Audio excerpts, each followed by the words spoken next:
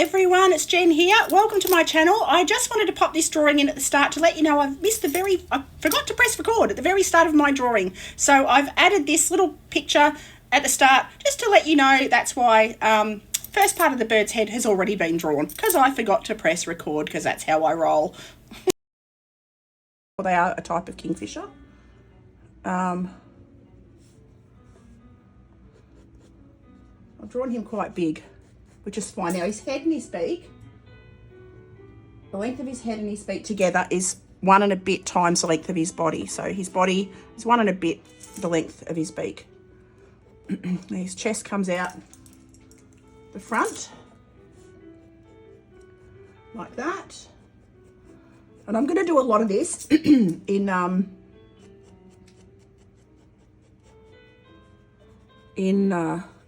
ink with a watercolour wash over the top is the plan.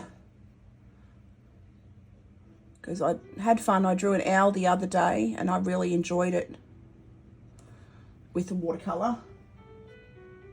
Just going to pop the highlights on his eye, just draw those in so I can keep track of where they are. And not then anywhere I add the ink or the watercolour, I'll leave the white of the paper as the white of the bird. It's actually an off-white sort of a paper.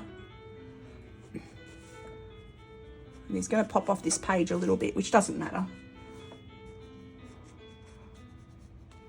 His wing comes down to about there. They're stocky little birds. They're quite chunky little monkeys. So I'll draw him on his little branch. His tail will disappear off the bottom of the page. They've got beautiful striped feathers. He's got his tail will go a bit more of an angle like that. Quite a long tail with beautiful stripes, which I'll add on like that. I can erase any other lines that I don't want. That's easy. And he's got mottled feathers around his chest. I can only just see one toe, so I'll pop that one toe on. We actually had a family of these living out the front, and they brought their babies up to the front of the house, which was really cool. And I'll draw the log here. And I'm just really enjoying dip pen and ink at the moment, and this paper handles it really well. So I'll just draw a bit of bark. It's a bit of roughed up bark. This is a gum tree, kind of a piece of wood that he's sitting on, a broken branch. I'm quite happy with that as a sketch. So I'm not going to do too much more with the pencil. I'm going to get my ink ready. So I'm going to get my, get my watercolour palette out the way, get my little dip bowl that I've got here. So now I am going to get into drawing. So I just dip my pen in a bit of water. I always clean my pen after every use just to make sure there's no old ink on it. And I'm going to start with the rough feathers around the top of his head. Now I apologise if I have little coughs here and there. I've got asthma really quite badly at the moment. So I do have to, I'm coughing quite a bit, which is annoying. So I apologise in advance. So I'm going to draw the eye in first. I've just done the top of the head. I'm quite happy with the positioning of the eye. I'm going to leave a little gap around the outer edge of it. Come down here. Okay. So I've started by drawing the outline in pencil. Now I'm going into the detail with my dip pen. And again, I'm going to leave the little highlight on his eye as the white of the paper, and the rest of it I'll fill in with ink. So I'm just going to lightly, so the different pressures you use on this pen, you'll get different marks. That's why I love dip pens so much, because you don't just get one flat line. You get all different, the heavier you press, the thicker the line will be. The lighter you press, the finer it'll be. And I can do like pressing quite firmly, and on a slightly different angle, I can get quite a lot of dark ink, like colour, onto the paper, which is really super handy. Okay. So then come back and around here. I've got to change the shape of that beak a fraction. So I'm going to round off that bit there and take it down into a point like that. These birds are quite beautiful. And I can erase any excess pencil lines, I can erase at the end. Which I will. Okay. So as you can see, I'm adding little roughed up feathers around the edge of his head. He's got brown markings. I'm just going to use the dark ink anywhere I see that he's got these darker markings, which I will go over with a watercolour wash.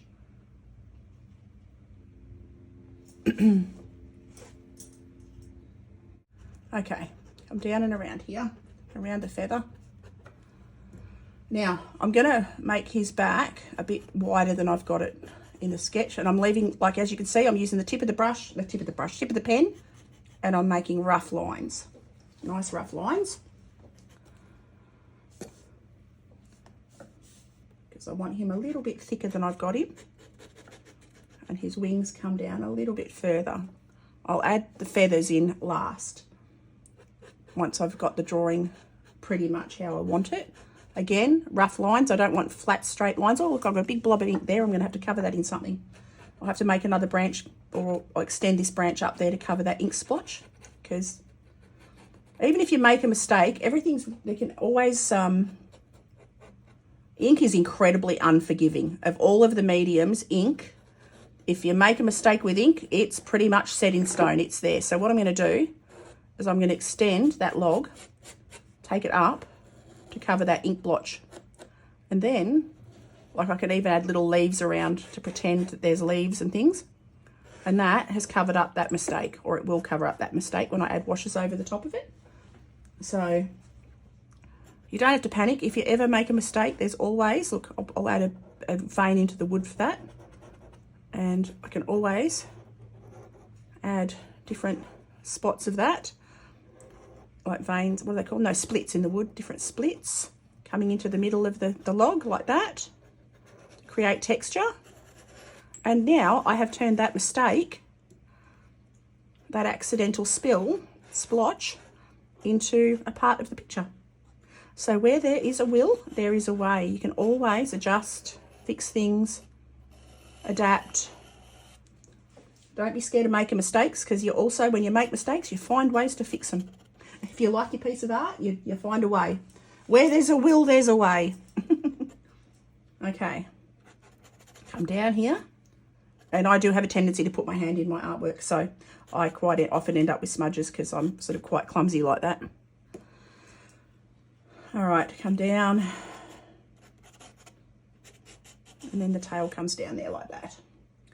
So add line there. And he's got 2 or 3 feathers under each other. They fan out when they fly.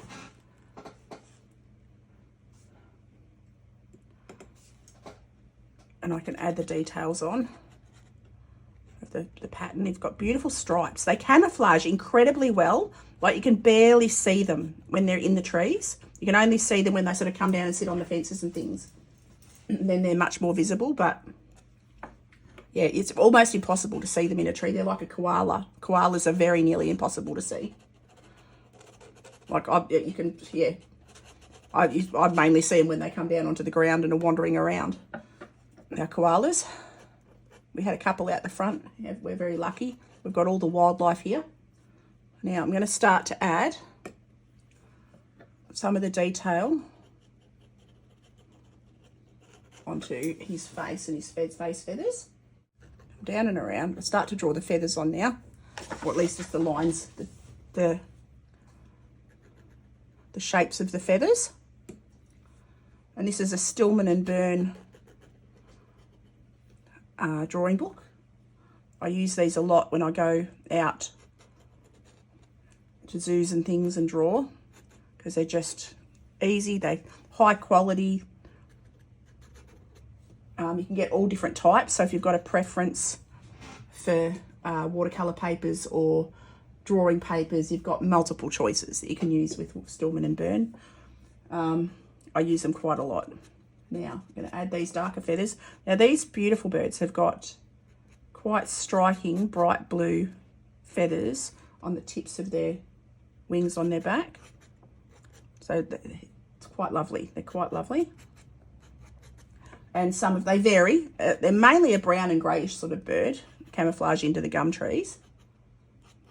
But they do have a little flash of white and blue, light blue, sorry, on their backs. Okay, I'm quite happy with that.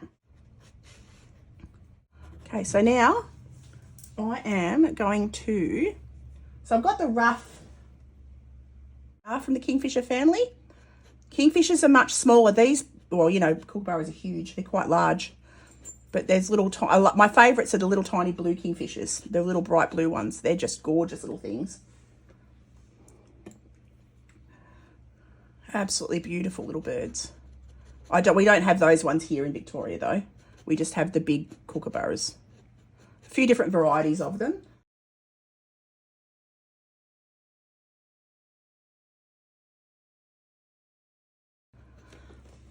So I'm just going to start to add now the top of his beak.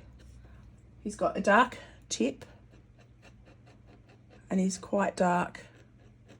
I will go over this with a watercolour wash.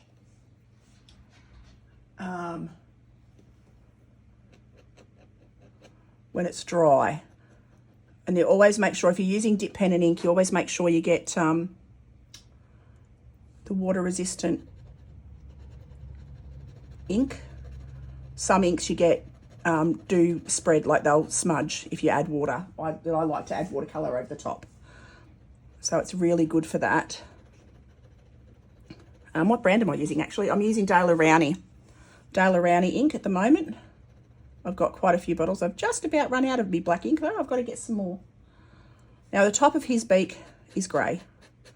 It's a dark grey. So I'm just going to hand shade a little bit, just in the direction that I'm going to paint over.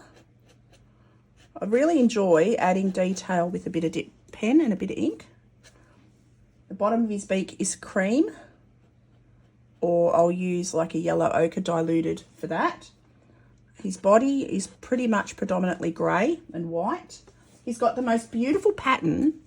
His white feathers that he's got, they've got beautiful little fine ripples, which I'm going to try. Just the very tips of his chest feathers have got this beautiful little ripple of tan, like a little slightly brown, almost a stronger yellowy ochre underneath. And it's really quite beautiful.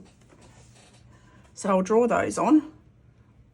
And his tail drops off the bottom of the page, as you can see. And he's got lots of little feathers on his chest. I won't draw every single one, but I'll just suggest that they're there, because too much is too much. You don't want less is more. More is definitely not more. Okay.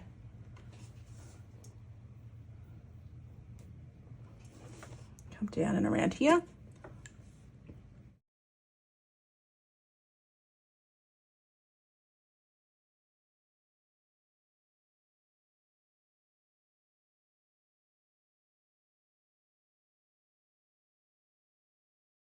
All right, so come down and around here. I'm pretty well happy with his body. I'll add a few more details down here of these feathers, these little ripply feathers, coming down towards his legs. Now, looking his toes, I'm going to draw the crinkles and the wrinkles on his toes, like that. And I'm going to add a bit more detail onto the bark of this tree. You can see before I repaired a mistake that I spilt some ink. Had a big splosh of ink on the edge, so I just turned it into grain in the wood, because you can do that. All right, so that's red gum. So this is all, I'm going to strengthen this line around the edge. Again, I don't want it to be a flat line, because nothing in nature is completely flat. It's all a bit rough and a bit rugged. Okay, so now I am going to start with the brown on the bird's face. I'm just going to grab, I've just got like $2 shop pens, brushes. I didn't go anything expensive. And I'm going to, first of all, I'm going to use transparent, oh, I need to squirt my watercolours because they're quite dry. They've sat open for days, which is, I should have shut the tins, but I didn't. So you just give them a spritz with your water before you start. Give them a spritz. Make sure they're all nice and wet. And that will diffuse them so I can mix them more easily. And I am going to start with a diluted wash. You see I've still got paint on my palette from the other day. I can reuse that because watercolour you can re-wet. So I'm going to start, the top of him's dry. I won't go onto the beak. But I'm going to start by adding a base layer. So you work light to dark. A base layer. I was almost going to use gouache today because I love gouache as well. So a base layer of yellow ochre, and I will build that up to a stronger tone. It actually looks green on my screen, I've noticed, but I suppose it does have a little greeny hue to it. I'm just going to pop that on there, let that dry. So this is Stillman and Burn. It's a mixed media paper, so it's really quite handy to do washes on. I'm going to add some more detail around the eye in a minute, but for now I'm going to get some more of that yellow ochre around the top. That's a lot of pigment, not a lot of water. I'm going to also add that in. So you start light and you build up to stronger tones as you go. Okay, now his back feathers are a darker brown, but I'm actually going to start with the yellow ochre as the base colour. And I'll build up over the top of that, so you'll see little snippets of it through. I'm going to leave anywhere that's white is going to be the white of the paper. You let the paper work for you. Always let the paper work for you. Now I've got to be careful here because I've also got to leave snippets of white on his wings where I'm going to put the light blue. Because if I mix blue with this yellow or yellow ochre, it'll be greeny, and I don't want it to be too greeny. So grab some more yellow ochre. Bit more yellow ochre, like that. Come down and around. And I can fill. He doesn't have it on these ones so much. It's only the ones above. So I'll leave little bits of white there. That will become the darker feathers. And then pretty much his back is solid brown. Okay. So that's pretty, and the top of his tail. Can't forget the top of his tail. And his tail is all browns and dark greys. And for the grey, I'm going to use indigo blue. I'm going to use a blue instead of a dark. I don't use black paint. I'll use indigos, dark blues, colours like that to help create the backgrounds. To help to create the darkest darks and the shadows in the backgrounds is what I meant to say. So now, and on the feathers, I'm going to wet the log. Wet the whole log as it's dry now. Being careful to leave the white of the paper. And this is a mixed media paper, so it will buckle a little bit. You can see it's starting to bow and buckle a little bit because I've left it in the book. I haven't taken it off and taped it down. I usually tape down my paper so it doesn't bow while I'm working, but I didn't worry about it because it's a book. And I'm leaving it in the book because I like to have a collection of books and keep my stuff contained because I don't frame everything. If I like something a lot, I'll frame it, but generally my art lives in books, in shelves. And it's really fun sometimes to go back and have a look and see what you've done over the years. Now, I'm going to get a bit of burnt umber. I've gone over it with yellow ochre, a very, very diluted wash of yellow ochre. I'm now going to find my burnt umber, very diluted. I can pop that into the yellow ochre, it won't hurt it. And I'm just going to, oops, I need a bit more than that, eh? A bit more than that. Bit more burnt umber. And anywhere that is quite dark, I'm just going to let it flow in. See that underneath of the log, the bark is quite dark. So I can go down here and just take that down there. And a dark blue and a brown will make a nice natural grey. So that's, I do mix up I tend to make my own blacks. I do have a black paint on my palette that I very, very, very rarely use. So now I'm going to add, this log is quite a greyish brown log. So add a bit of texture around there. Hear my dog's barking, I apologise. They've probably seen a kangaroo out the back. Okay. So I'm quite happy with that. Okay, I'll make a grey. So I'll use indigo and burnt umber. Whoops, you see how dark that is already. Indigo and burnt umber. A bit burnt umber. It needs to be a bit. And you see that makes a very dark browny grey. It's almost black. Like, it is almost a black. It's as close to a black, a natural black as you'll get. And it is fun to try and mix your own colours. It is a lot of fun to try and mix your own colours. And I do fiddle with it a bit. Especially with acrylics, because I haven't got that big of a... I've got a lot of colours in watercolour now. Over the years, I've gathered tons of colours, because I love watercolours like I love pens. tend to gather them by the 100. So I've got a lot of colours. So, but I tend to like to mix my own. It is fun to mix your own. So now I'm going to just add this as under his tail where the shadow will be. Again, leaving the white of the paper. There we go. So I'm happy with that. I mean, I'll leave the log. I'm not going to do a whole lot more to the log because the log is not the focus. The bird is the focus. I might add a little bit more yellow ochre to the top of it though, actually, now that I've said that. A little bit more. Oh, that's not yellow ochre. Where's my yellow ochre gone? There it is. It's got a bit of blue in it. There we go. Doesn't matter. Okay. A little bit of that, bit more of that yellow ochre to the top. Just to the top. Adding a few more grainy bits. It's a bit greeny, doesn't matter. All right. And a bit of red. I'm going to use Indian red. A bit of Indian red onto the wood as well, because Australian red gum is red. It's a reddy brown. We have blue gums, which have blue leaves, blue-grey leaves. They're really quite beautiful. Yeah, and our red gums are really quite red. So I'm using, actually it's Caput Mortem I'm using, not Indian red. It's very similar. I love Caput Mortem as a colour. It's a natural sort of reddy brown. And I'm going to add that just to the edge as well. So this is just a sketch. This is a fun, quick sketch.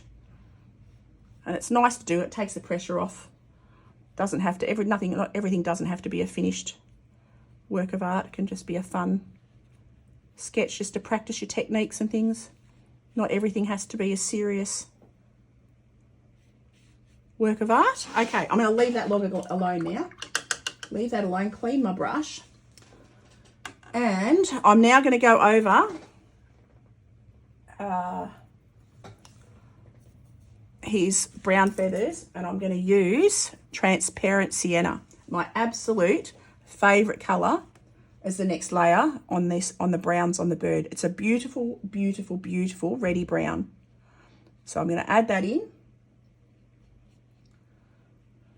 Again, I'll leave little bits of the light colour underneath showing through, because you can see the edges of his feathers are lighter than the bottoms of the feathers. So I'll just leave little snippets, little snips of the yellow ochre showing. I've got to be careful here. I've got to leave the lightest lights where I'm going to stick the blue, because he's got a beautiful teal blue on the bottom of his feathers on his wings. I keep putting my wrist into my water. So I should have started at the top and worked my way down, but I work all over the place because I'm putting my hand in the paint down the bottom. But that's all right. Doesn't matter. It's a log. Give it texture. It'll give it texture. It'll be fine. So now I come down, leaving the lights.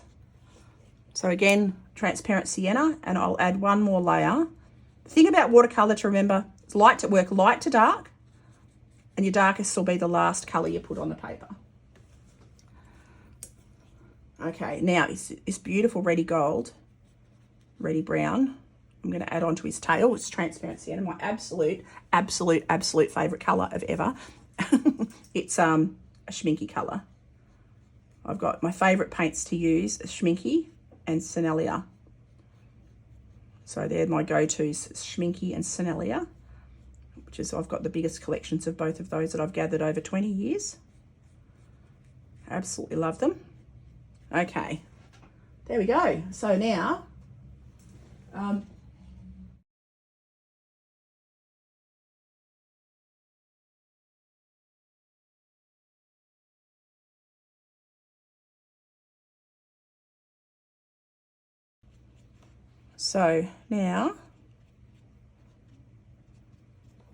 just going to add stronger. So it's the same, exactly the same pigment, less water, and it'll get darker. Every time you do that, it gets a little bit darker.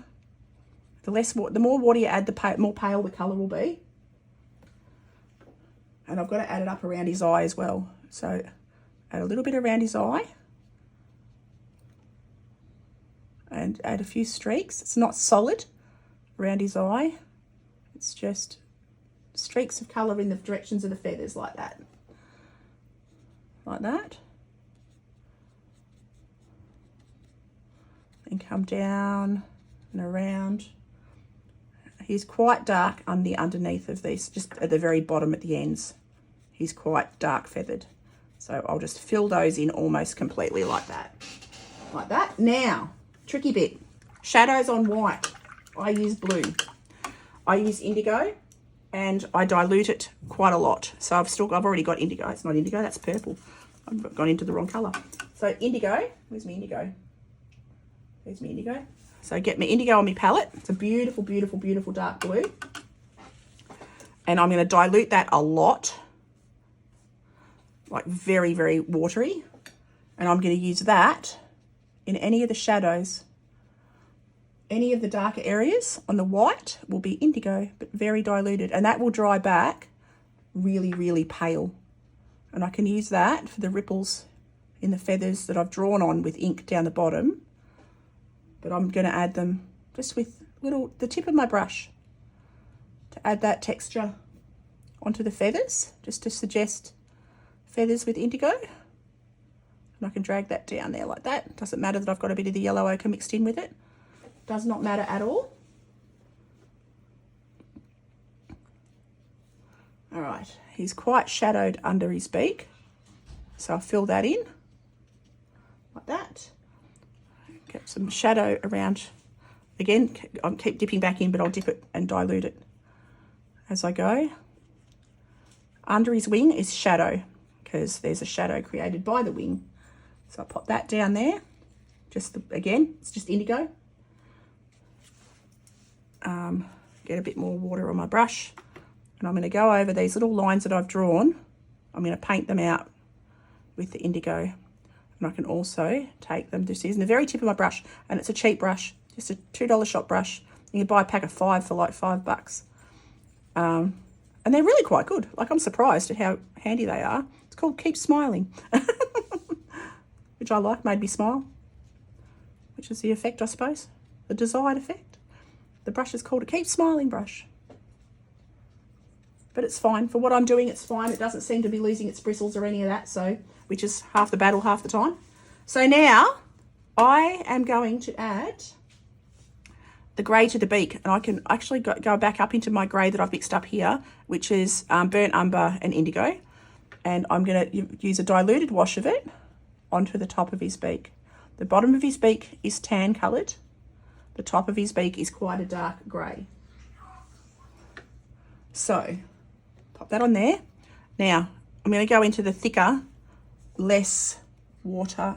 Actually, I'll have to mix some more up. So indigo, and burnt umber. Just up the top there, I'll mix it. So I just need it to have a little bit less water in it because I need it to be a bit darker. So that's indigo blue, and burnt umber makes this natural grey. It's lovely natural grey. And that comes right around the bottom of his beak. I'm just having a look. He's got a bit of a, can't see his nostrils up here on the top of his nose there. on top of his beak, not his nose. His nostril, I meant, is on the top of his beak. I'm saying all the words today. All the wrong words. There we go. Add a bit more detail onto his eye. Having a quick look. Now, brown. I'm going to go almost pure burnt umber. I'm going to add that onto that side palette there. Go my burnt umber. Like that. I'm going to add a touch of indigo, just a little bit of indigo, because I still want it to be brown, but not, oh, that's almost too grey. Just dilute it a bit so you get more of the brown. Take that onto these darkest dark feathers on the bottom at the back of his wings. So I want them to be the darkest because they are the darkest, and they're underneath here. Like that. Okay, he's coming along. He's coming along. Now, I'm also going to use that dark indigo mixture onto this part of his tail. Like that. I can add more pen marks over the top. The beauty of watercolour is transparent, so you can see the pen marks through it anyway. I'm just going to add a few more little stripes. I'll start Englishing soon. Around the bottoms of his feathers, and then I can go in and add the beautiful blue. All right, I'll darken up some of these, and the blue is the most amazing. Actually, I'm going to use that as a shadow as well. I'm going to add a bit of red to it to make it purple, and I'm going to use that under him as a shadow. So I've just added a bit of red to the grey mixture, just to create a dark shadow. And it keeps all the colours unified when you do that as well. If you use the colours you're using in your shadows and in everything, it really does unify everything. All right, and I'm also going to add a little bit of that darker browny grey into the tips of his facial feathers. Like that, just to stop them being quite so flat looking. Like that. Okay, and I'm going to add the tan, which is the yellow ochre, super duper diluted to his bottom of his beak. So it just tints the paper almost, just with a taupey colour. There's a Daniel Smith colour, I can never remember the name of it, that is a beautiful beak colour. I can never remember the name of it. I'm just going to add a bit more pigment, just a little bit more pigment, and let that flow around. And that just creates a nice little bit of pattern. And I'm also going to add a bit of that to his belly, because just shadows and reflecting the wood. It's not all pure white. He's got a mixture of reflections of what's around him. See how they camouflage in the trees and things. And he's actually got a bit of that around, whoops, his face, but that's all right. Doesn't matter if that smudges a little bit. Just drag it around with the brush and make it look like I meant it. That's how I roll. Happy accident.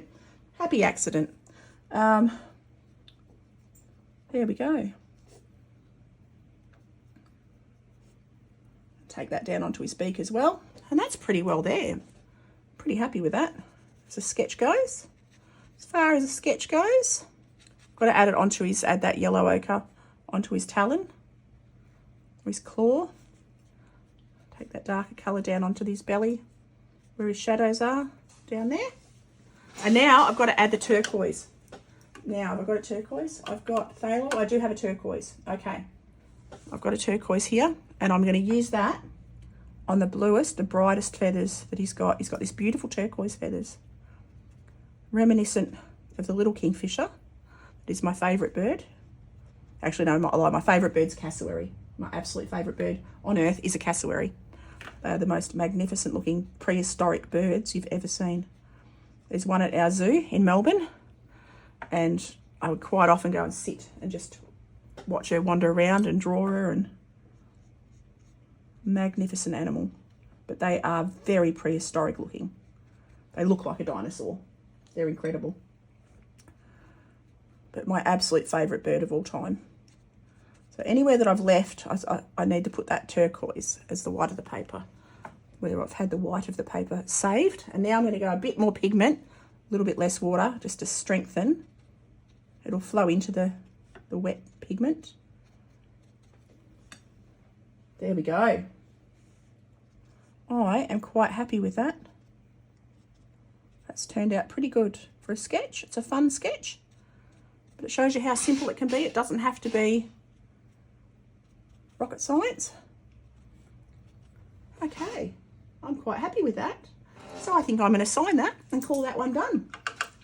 So that took 45 minutes start to finish. So it's not bad. I'm going to sign it down here at the bottom. You can't see that. I can see it, but I think it's off camera, but that's okay. So thank you so much for watching. Thank you for hanging out. It has been awesome.